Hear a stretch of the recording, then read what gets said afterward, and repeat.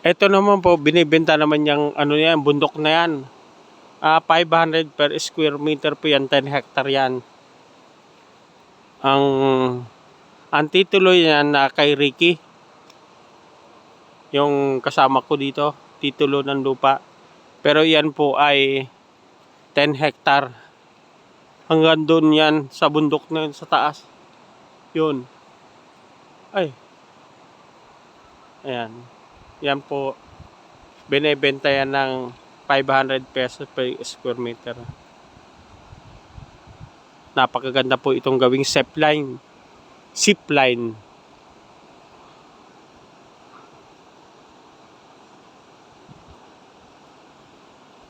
Eto, maganda to bong bro, lagyan ng zipline papunta doon pag nabili nyo hanggang doon sa bay, ano pa ganyan. Kasi nandyan yung ano nandyan yung kalsada sa taas eh. Diyan pag binili nyo, dapat mabili din to.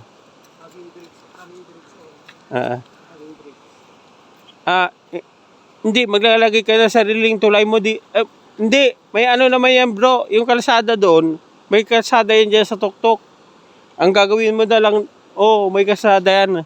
Gagawin mo na lang dito, zipline, papunta doon para tourist spot. Tourist spot yung gagawin nyo dyan. Pag-usapan nyo yung Karudi. Pag-usapan natin lahat kung paano. Ito yung tawiran dito. Ganda.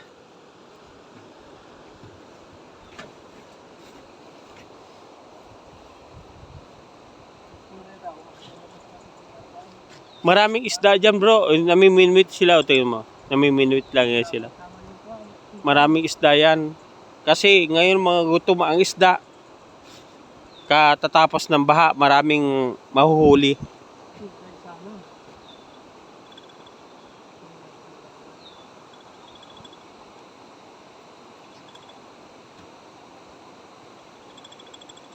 Yan, binibenta yung 10 hectare bro, yung kabila na yan. 500, pero siyempre, pag tawaran mo yan, bundok naman. Hindi, ito lang. Hindi kasama yata yung kabila. Baka, pero ito lang yata hanggang dun sa may, hati ng ilog. Sapa pala. Oo, yan Aga Road. Kasi malapit sa highway. Ayan bro, sinasabi niyang agimit, yung pinagdadapuan ng mga bayawak at lahat na, yan pula na, yung na yan. Ayan.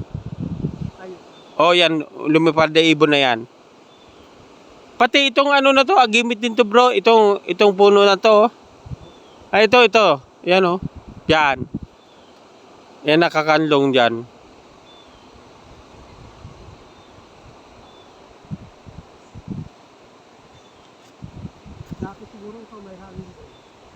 Wala.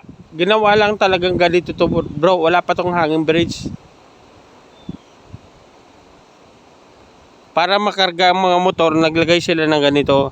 Single, pwedeng tumawid. Ayan tinutungtungan mo. Pwede ka din magdala dito ng single na motor. Para hindi ka na magkakabayo. Yung mura lang na motor. Yung mga Kawasaki na tag 5,000 sa marami bro sa may sa may Pampanga o Tarlac.